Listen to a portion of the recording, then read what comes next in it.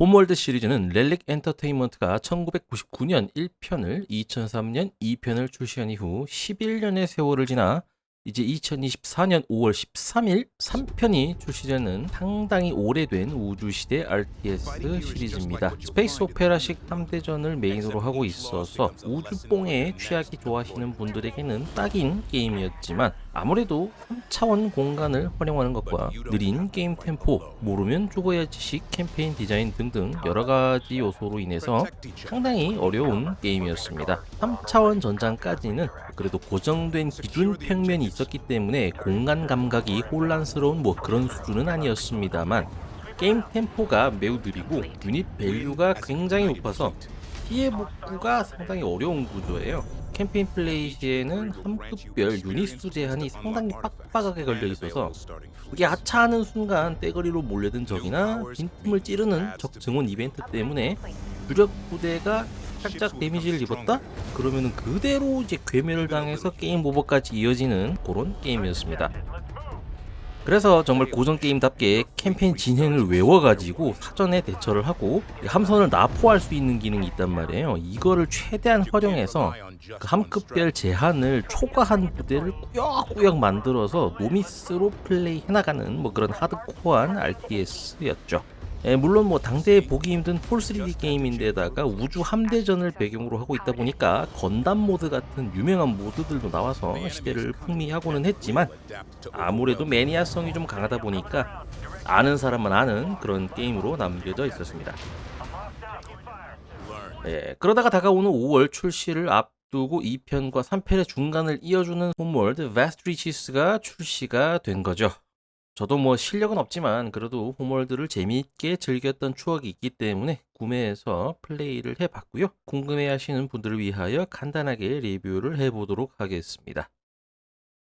게임 기본 인터페이스는 클래식한 홈월드의 그것을 거의 그대로 따라가고 있지만 그 외 다른 것들은 VR 환경에 맞게 상당히 단순화되어 있습니다. 기본적으로 생산의 경우에는 마더쉽, 즉 모함에서 직접 생산하여 일일이 부대를 지정해 보내는 기존 방식이 아니라 부대는 아예 고정이 되어 있고요. 그 부대 묶음에 유닛을 던져넣듯이 충원하면 생산되는 즉시 바로 합류하는 이런 단순화된 구조로 되어 있고요. 자원 채집 역시도 채취하기만 하면은 바로 가용 완료로 추가되는 굉장히 모던한 그런 방식으로 구현이 되어 있습니다. 이렇게 생산을 해서 적과 싸우면 되는데 단순히 화력 싸움만 하는 건 아니고요. 어느 정도 이제 컨트롤로 교전 이득을 가져올 수 있는 스킬 사용 같은 부분도 있긴 합니다. 스토리의 경우에는 이제 구작을 해본 유저라면 반가울 인물인 카란 스젯과 새로운 언바운드, 그러니까 이제 모함을 통제하는 통제사죠. 그리고 엔지니어 한 명이 주연으로 극을 이끌어 나가는데요. 캐런 스젯의 경우 1편 담당 성우, 즉 오리지널 성우라고 할 수 있는 하이디 어니스트의 목소리를 다시 들어볼 수 있습니다. 새로운 언바운드가 될 티라 소백이 카란 스젯의 지도하에 모함 컨트롤을 훈련하던 도중에 이제는 시리즈 전통이 되어버린 것처럼 라다라는 새로운 세력이 뒤통수를 치며 등장해서 말도 안 되는 협정 내용을 빌미로 모함에 장착되어 있는 코어를 내놓으라는 억지 주장을 펼치게 되고 당연히 히가라인들은 그것에 굴하지 않고 모함을 탈출시켜서 추격해오는 그들과 교전을 벌이는 것이 이제 핵심적인 플롯이라고 보시면 되겠습니다. 총 11개의 임무가 준비되어 있는데요. 난이도의 경우에는 미디엄 난이도 기준으로는 이제 함선별 상성을 고려한 부대 편성만 잘 해주면서 초반을 버티고 중반부터는 수리가 가능한 프리게급 이상 함선을 많이 뽑아서 집중 포격 쿨 돌 때마다 전투를 거는 이제 데스볼 전략만 써도 무난하게 클리어할 수 있는 그런 정도입니다. 하지만 예전 그 맛, 그러니까 모르면 맞아야지식 시나리오 전개와 이제 무한 증원 같은 게 어느 정도는 있기 때문에 마냥 그냥 쉽지만은 않아요. 그래서 처음에는 누워서 게임을 시작을 했다가 중후반 미션은 각 잡고 일어나서 앉아가지고 열심히 플레이를 해야 했습니다. 이렇게 재밌게 플레이해서 엔딩까지 봤고요. 게임을 하면서 느꼈던 장단점을 한번 정리해 보도록 하겠습니다. 첫 번째 장점으로는 엄청나게 손이 바쁘지도 않고 지정해야 할 명령이 복잡하지도 않기 때문에 편안한 상태에서 깔짝깔짝 재밌게 할 수 있다는 점이 우선 좋습니다. 고난이도에서는 조금 다를 수 있겠지만 애초에 플레이어가 게임에 개입할 수 있는 수단 자체가 많이 없기 때문에 이런 경험 자체가 크게 바뀌지는 않으리라 생각됩니다.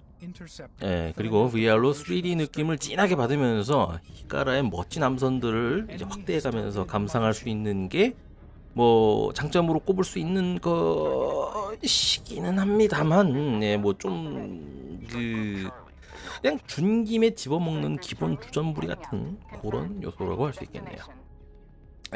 뭐 여기까지가 장점인데요. 뭘 설명했다고 장점 끝이야? 라고 하실 수 있겠습니다만, 솔직히 이게 다예요. 캐런 셋이 나와서 활약을 한다, 이것도 사실 그냥 뭐 올드 팬들용 서비스에 가까우니까 이 장점이라고 하기도 좀 애매하고요. 이런 상태에서 단점을 한번 끼얹어 보자면, 일단 아무리 그래도 좀 스케일이 작아요. 함선이 막 수백 대 있고 막 이런 씬 연출까지는 바라진 않지만은, 자원 채집 부대 빼면 5개의 부대가 맥시멈인데다가 전투 부대는 2개의 부대 정도로 압축이 되게 됩니다. 그래서 이제 뭔가 좀 그 오블리비언에서 땅에 명운을 건 건곤일척의 싸움, 에픽 파이트를 하는데 이제 실제로는 가드 6명 불러다 놓고 싸움박질하는 약간 그 짜치는 느낌이 있죠. 그리고 캠페인 난이도 구성도 이제 뭐 모르면 당해라식도 뭐 괜찮기는 한데 너무 이거 원툴이에요. 게다가 나중에는 그냥 뭐 데스볼 만들기 수행평가야 그냥. 뭔가 그럴싸하게 해보려고 부대를 쪼개가지고 막 컨트롤하고 깝죽거려봤자 그냥 각계경파만 당하고, 또 위에서 설명드렸듯이 딱히 깝죽거릴 구석이 있는 그런 스케일조차 아니에요. 전면 방어는 세지만 빙 돌아가면은 취약한 적의 시설을 격파할 수가 있고, 그렇게 약해진 틈을 타서 공격을 건다 같은 뭐 거의 뭐 정석에 가까운 전개조차도 경험을 할 수가 없습니다. 이거는 확실히 좀 실망스럽죠. 그리고 한국어 지원이 없습니다. 이 새끼들이 이거 텍스트 다 해봐야 1만자도 안 되는데 좀 해줘라 좀 새끼들아. 마지막으로는 말씀드릴 거는 이제 미션 11개가 끝이고, 뭐 프리플레이도 미션 재탕이고 PVP 없고, 그런데 가격은 36,000원이고, 홈월드 팬심으로 산 저도 좀 답답하고 뭐 그렇습니다. 이렇게 장단점 정리를 할 수 있겠는데요.